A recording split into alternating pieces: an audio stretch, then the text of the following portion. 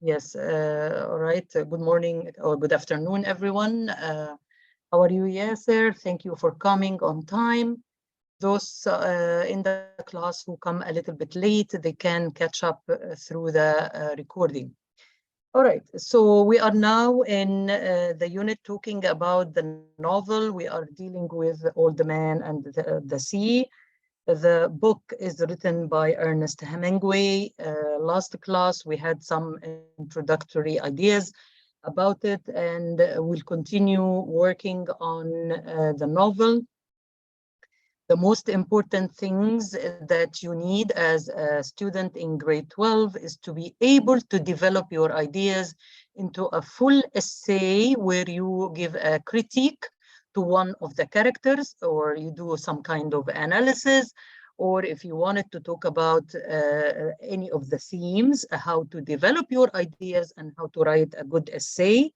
This is really important for you as a graduate of grade 12. Similarly, you are going to have the same way for your college or university, will be asked to write essays. So it is important, mandatory for you to get practice. Now, we are going to talk about one of the themes. I'm going to give you an example for you to see how we do that and how to develop it. So discuss the theme of pride in the story. If you have a question like this, what I'm doing now is just giving you an example how to develop a theme, how to write about the theme, a certain theme mentioned in the story. You are supposed to get some quotation. Look at the quotation here. So you start by a quotation related to the theme I ask you for. Maybe I can ask you about any other theme, like never to surrender, the theme of struggling for life, the theme of not yielding to old age, the theme of always having the spirit of a fighter. Any of those themes you can have in the story, especially that the events are not too much. Like, you know, again, you are lucky that the curriculum is about Old Man and the Sea, because it is very limited. The events are limited. The characters are not so many. So you need to focus on developing your way of writing. What is the focus for this class is to develop how to write an essay.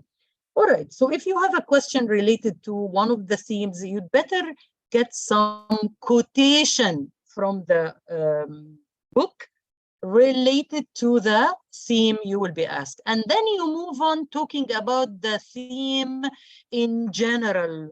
And then you move from the general to talk about the theme as presented in the book, in the very book. You could also develop how it is happening all through the story. Who of the character, which characters are involved in relating to the theme. So we're going to discuss this point here. So if I tell you everything about him was old except his eyes, and they were the same color as the sea, and were cheerful and undefeated. So look at the word undefeated, how it is related to many themes in the book. It is related to the pride in the old man. It is related to when you talk about old age. It is also related to the old man if you are going to talk about the quality of being a warrior, being a fighter, and never surrender to the difficulties of life. We will also be talking about the symbols in the story, but for now, let us focus on how to write about the theme.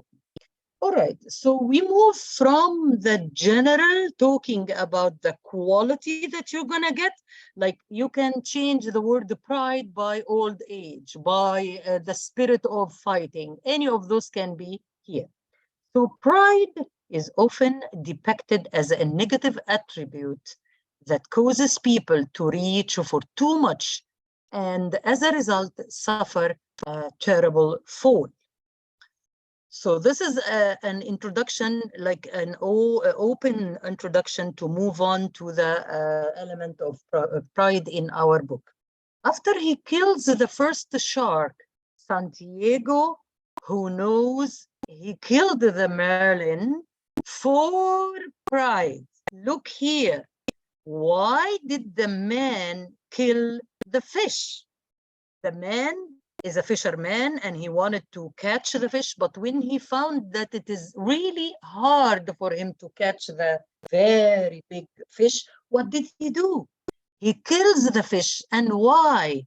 Is it because he wanted to eat it, or what is the reason? So he killed the fish for, or the shark for pride. He wonders if the sin of pride was responsible for the shark attack, because pride caused him to go out into the ocean beyond the usual boundaries that fishermen observe. So if you remember, when we were talking about why did he ever take the risk of leaving the safe waters and go beyond the safe waters, simply because he wouldn't surrender to the circumstances around him.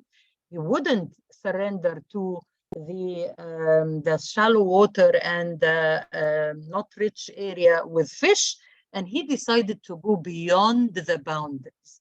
This is in itself like dashing. He is kind of taking pride in his own abilities, okay? So San Diego immediately dismisses the idea. However, the events of the old man and the sea support his conviction that pride is not the cause of his difficulties. So for some time, he thought probably his pride, being attacked by the shark could be the punishment for the time he felt that he is proud. So wanted to tell you that sometimes when you are proud, it is not a good quality. If you are like snob, like bragging, this is not good. But if you take pride in what you do, this is something positive and we will be looking for. So that's the very thin line between being a snob and being proud of what you do. So Santiago's pride is portrayed as the single motivating force that spurs him to greatness.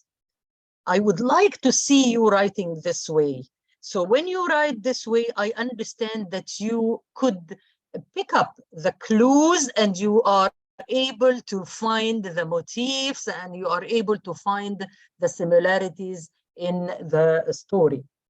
It is his pride that pushes him to survive 3 grueling days at sea. Let me see if anybody is at the door. No one is coming to class. Okay. It is his pride that pushes him to survive, as we mentioned, the difficulties in the sea, to battle the Merlin and to combat the sharks. Why was he able to survive? It is all because the quality of not surrendering. Now, this is a good quality. And when you are proud of your doing, this is a good quality. When pride can be a negative trait, only when it turns into being snob. So please take care when you are writing about any of the themes, you have to look at it in all aspects. It is important to recognize that Santiago's pride is of a particular limited sort. Pride never pushed him to try to be more than he is. So he was never a snob. I want you to write it this way. So mistakenly, he thought he might be a snob. That's why God is punishing him, or he's having a punishment by the shark attack. But at the end of the day, he just realized that he was powerful and he was fighting back. When Manolin tells him, Manolin is the guy, the little boy who works as his assistant, and he, as you will see later on, he will try to, you know, flatter him or give him nice talk. Let's see how he's going to react to Santiago, how he's gonna react to Manolin's flattery. When Manolin told him, "You are the best fisherman. The best fisherman is you." He said it early in the story, in the very beginning. So Santiago humbly disagrees, and I want you to arrange the events as per the order that it shows on the story.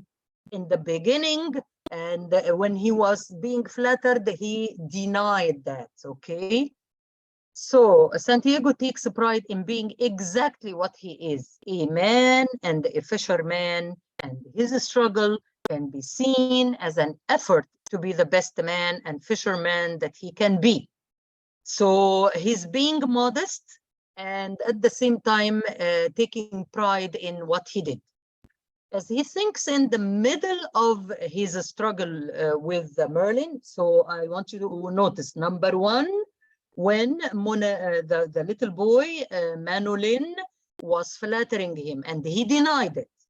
Then later on, in the middle of a struggle, when he went down in the sea and he was fighting back with Merlin, which is the big fish, he said he must kill the marlin to show Manolin what a man can do and what a man endures. So at that time, he might feel, okay, I have to protect my image. The guy or the little boy just called me the best fisherman ever, and I wanted to prove it. So maybe at that time he got some kind of feeling pride. But again, he's never a snob. Big difference between being a snob and proud. So Santiago achieves the crucial balance between pride and humility. That humility was not disgraceful and it carried no true loss of pride. Again, this is taken from the story.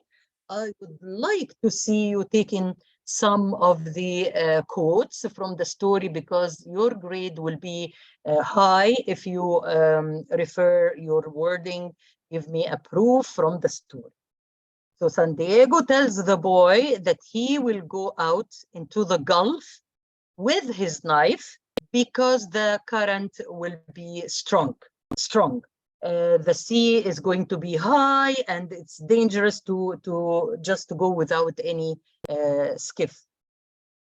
So superstitious about numbers, Santiago also believes that the number 85, they will bring him good luck. Remember, he was for 84 days. I asked that question last class, and you were able to write it, all of you. You wrote it correctly, that he spent 84 days empty-handed, couldn't do any catching. Okay, so he is also, that can shed light on his character. He might be a superstitious person who believes in omens and so on. So he might thought that 85 day, the day number 85 would be good, and he might get some good luck. Manolin brings the old man some food and asks him to talk about baseball, just to distract him, talk about something else. Santiago loves the New York Yankees because his hero, the great whatever, is on the team. This is a minor idea, but again, because the author is American, and of course, at that time, everybody was so crazy about the baseball as the national game in the US. So Santiago and the boy talk about other greats in baseball. The boy then tells San Diego that he is the greatest fisherman. At that point, when he told him that there are many good fishermen and some great ones, but there is only one who is you. So the boy is flattering him, not necessarily because he is a hypocrite, And I want you, when you write about Manolin, when you are analyzing his character, you never think that he is a hypocrite or he wants to, to lie to Santiago. But this is how he looked at him. Of course, San Diego is an old man and with lots of experience in catching fish and so. And the young boy was somehow impressed by him. He liked him so much. So he flattered him and admires his strength. So let's be fair when we describe Manolin. We can never say that he is, like a liar. He's not a liar. He's just impressed by the old man. Santiago concedes that he is not as strong as he once was, but he can catch a great fish due to his resolution and tricks. Here comes old age.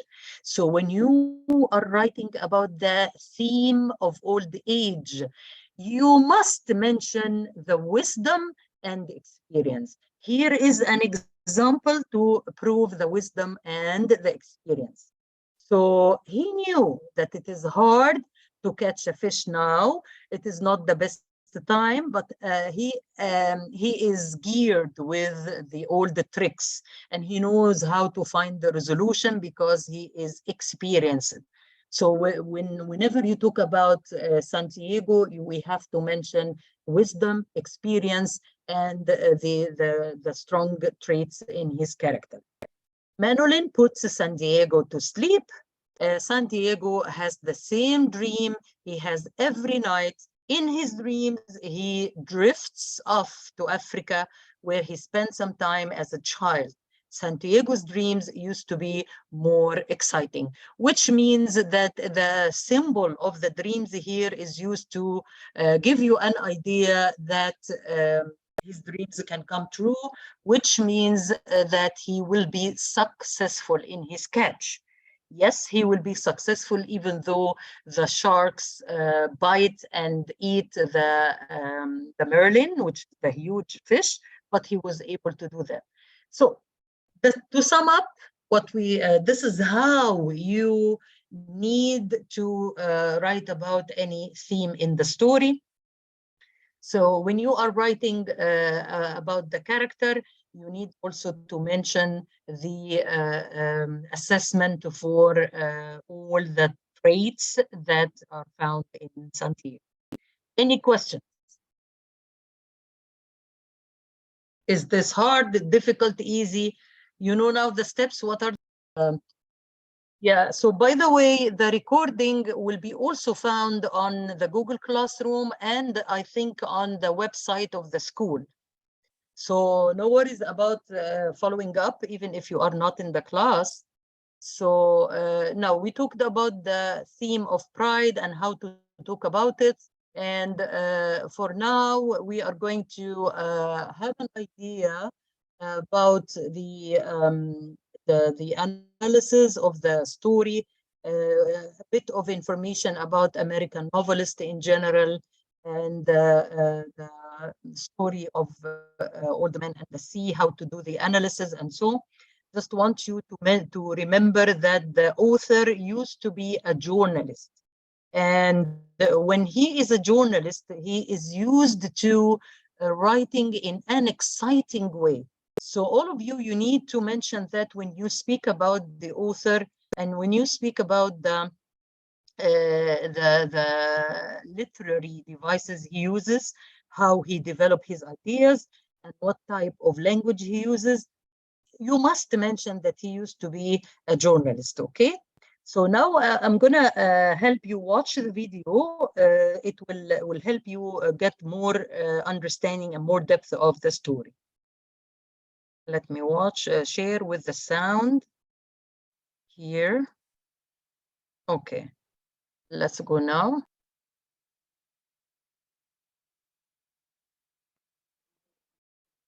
Hello everyone, welcome to this channel.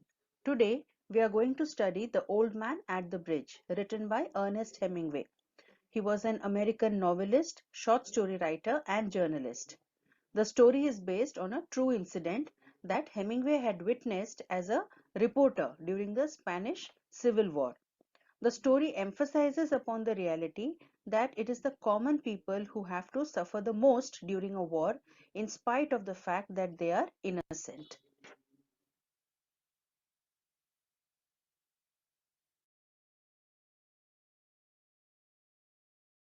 Okay, let's watch the theme.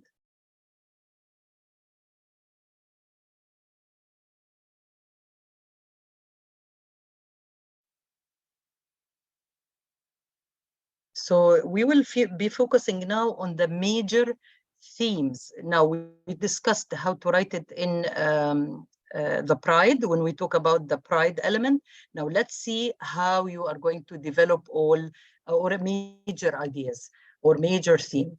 Okay. uh, of this novel of short story, and in this course, in this part of the course, we are studying Old Man and the Sea by Hemingway, Ernest Hemingway, the American writer, the winner of Nobel Prize in Literature.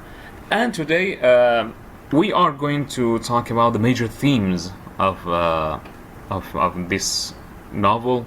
And by the way, this lecture is only appealed, or it is good only for undergraduate students.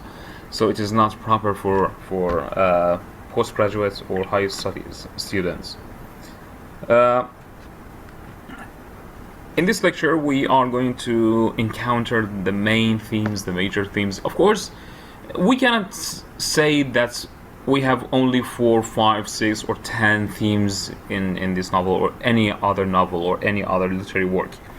But according to my reading, which fits and matches the abilities of my students, I just try to focus on these 4 main themes and their meanings. So, as students, as the audience, you may also find out and pinpoint or highlight other themes that you deem to be proper. So, number 1, we have friendship. Number 2, we have man and the natural world. Number 3, we have memory and the past. Number 4, we have respect and pride. So let's talk about them one by one. As for friendship, Santiago loves Manolin, and the boy deeply admires the old man's fishing abilities. This is the first part of friendship. Look, friendship in this novel is so obvious, it's so clear that we see that friendly, lovely, intimate, not intimate, we can say just very close friendship between the boy and Santiago, the old man. So we see this mutual admiration, respect, love, and admiration. And the other part is that we see brotherhood with certain creatures in the sea based on similar characteristics, such as nobility or determination. So here,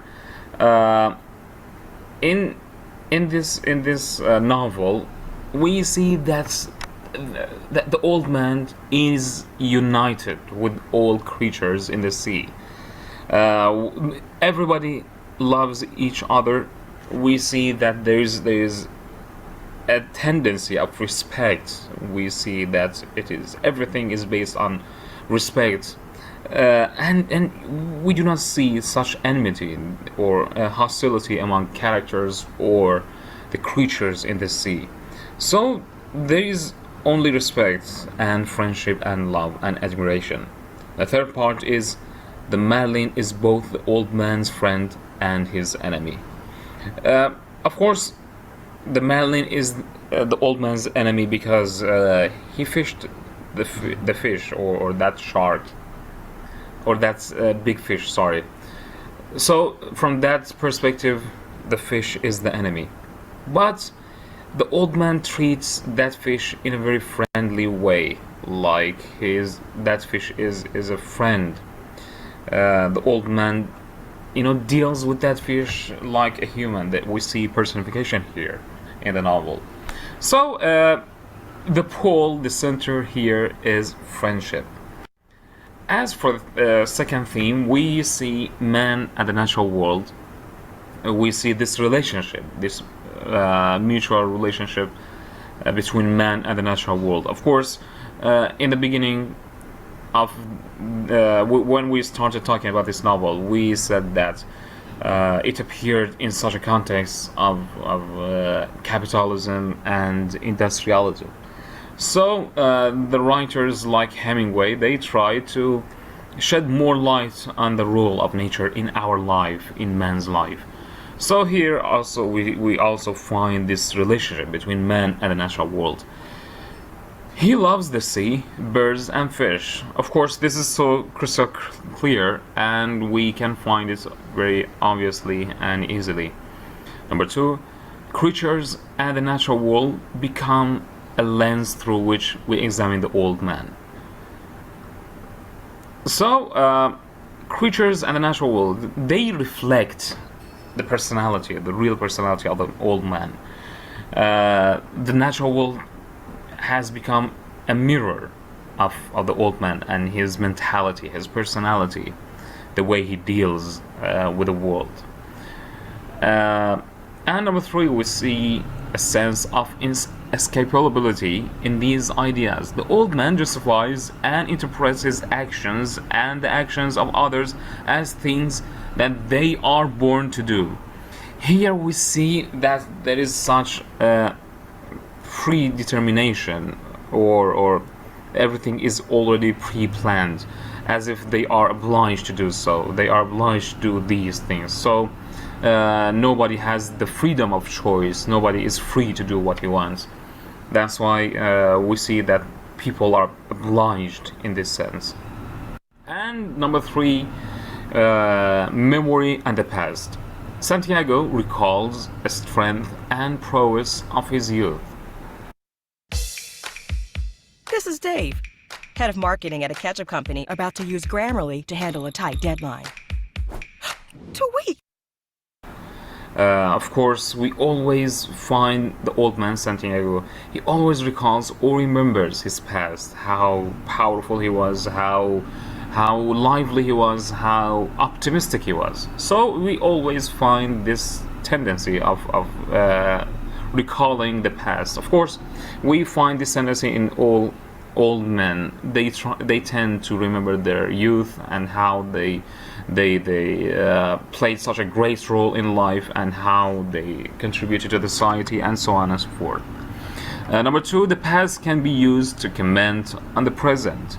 Of course, here we find that the effect, the echo of the past is clearly felt in the present actions, and it's very clear in the actions or in the events of the novel. And number three, the old man's memory of the lions is a constant motive, compares his own abilities to the prowess and pride. Of course, again, we have here a metaphor. He tries to make a comparison or show the similarities between himself and the lions, and how powerful he was, how great he is, and how and proud he is of himself and of his past. So this is part of the strategy of writing of Hemingway. He tends to always hide the major part and only show you the tip of the iceberg. So you should understand and make and propose your own analysis. And number four, we have respect and pride. The battle with the Madeline is a notion of respect. Of course, we do not find hatred in the old man. He always built his life, his actions, his decisions upon respect and pride. So when he catches the fish, he doesn't hate the fish. He is doing it out of necessity or out of respect for the nature. He believes that this is the movement of nature. This is the Darwinian evolutionary circle that everybody should undergo. So there is no hatred, there is no enmity or hostility among these characters or the creatures. Number two, we have respect for the Madeline. repeatedly emphasizing this during his struggle and after he has killed the fish. Of course, again, we find that respect, that friendship and admiration between the old man and the boy, and how they cooperate with each other to fish and kill the fish. Number 3, we have the old man derives respect from others with displays of strength and prowess. And again, we find the old man, he seeks inspiration from his surroundings, from the nature, and even from others, from the past. So we find that that strength of the old man comes from his getting inspired by the nature and others. And the last point here is pride and humility are not mutually exclusive qualities. He believes that pride and humility, they can be found everywhere. It is not something exclusive to somebody or something. That's why we can find these two features and characteristics in all features and natures, creatures and nature and other people. So, of course, you may add other things. You may add your own understanding and analysis of the themes. You may find many much greater themes than.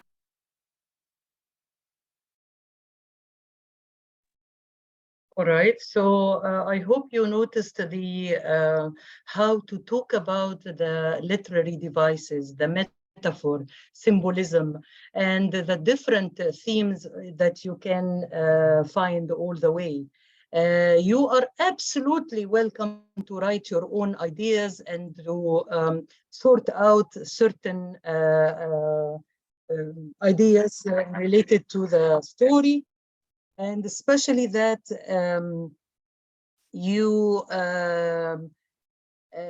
as I mentioned, the story is simple, not enough events. You don't have lots of events to talk about. Mainly, you would go deeper in the characters, and you go deeper in the way the writer wrote it and the symbolism over there. So another video is related to universalism of the old man and the sea. What do we mean by this? It's the story is universal. Remember when we were talking about Shakespeare and we talked about the character traits that are found in every human being all over the time, any country, any nation. Similarly, you're going to talk about the universalism here in this story. So let's have a go with this video too. It's one of the best videos related to Old Man and the Sea. Hello and welcome to another lecture in the course of short story. And today we are going to go beyond the threshold of Old Man and the Sea. We are going. Is the sound okay? Here is Muhammad coming now. Just let me stop here. I'm not sure if, can you hear, Yasser? Can you hear well?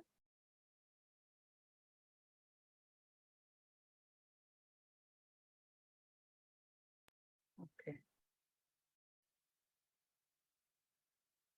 Going to move on within the novel and see some interesting and important aspects in this novel.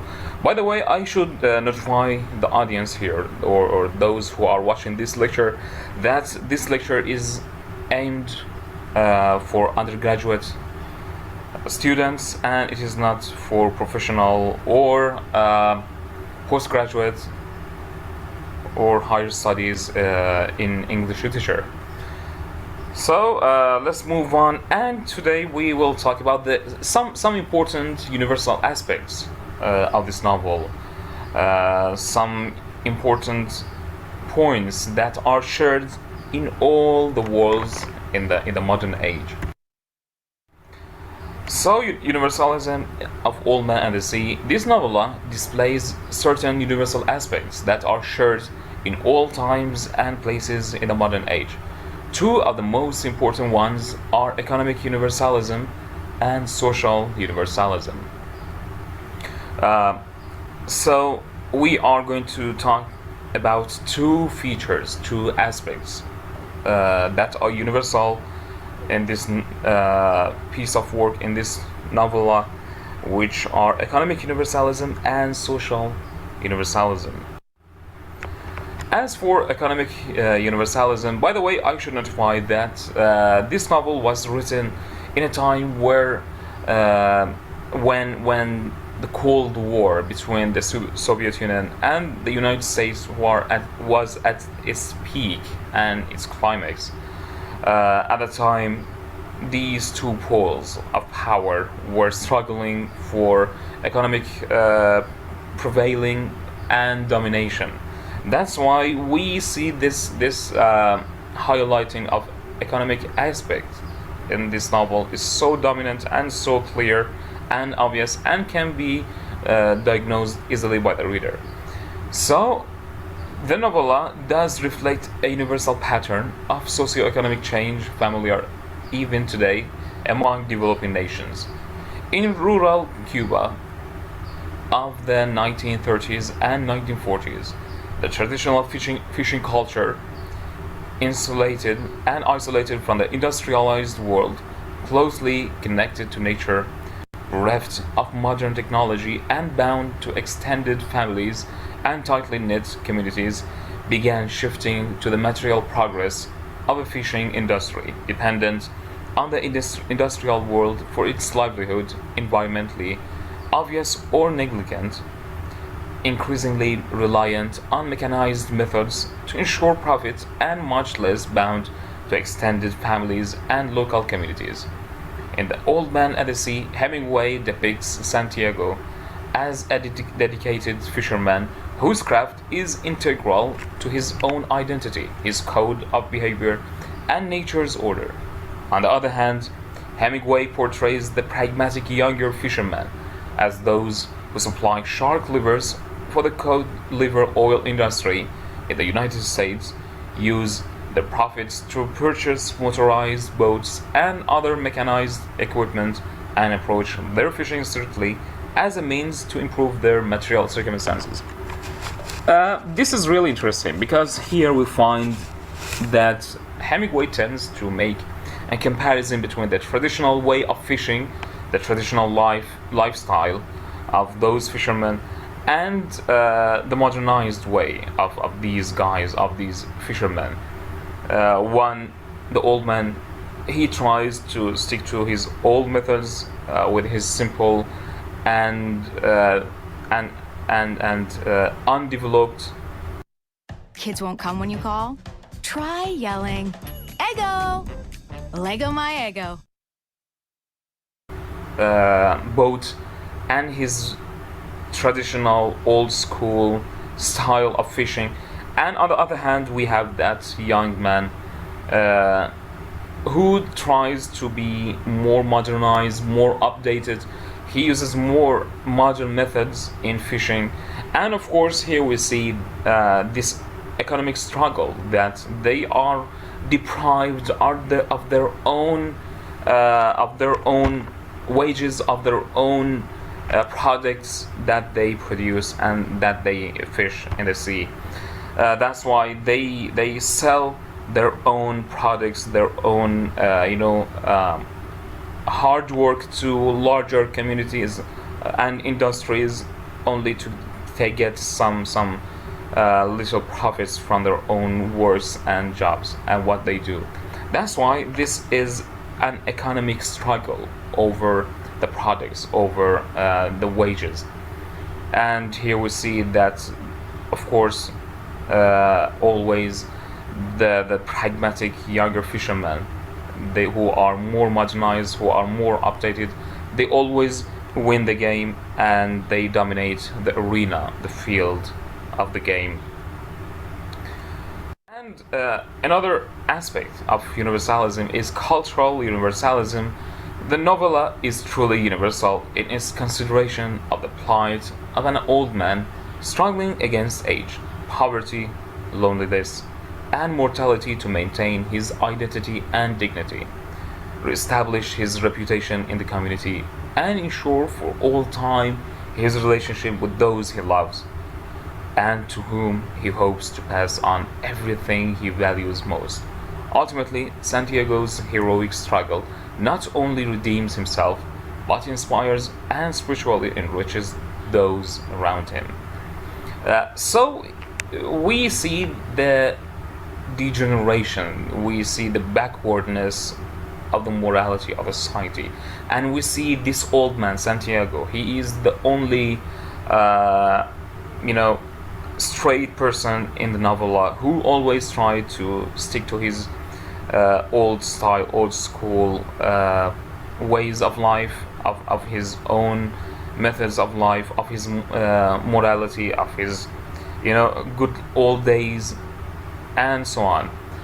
So he tends to maintain his own identity, dignity, and reputation in the community, and he tries to be so determined and to prove himself in the society that he still maintains power and determinism. So this is the cultural universalism, the moral value we can say in this novella, which is surrounded and maintained and performed or practiced by Santiago the old man. So these two features are the most important universal factors in this novel, and in the coming lectures we will move on to other features and characteristics of this novel. So please stay tuned and have a nice time. Bye bye.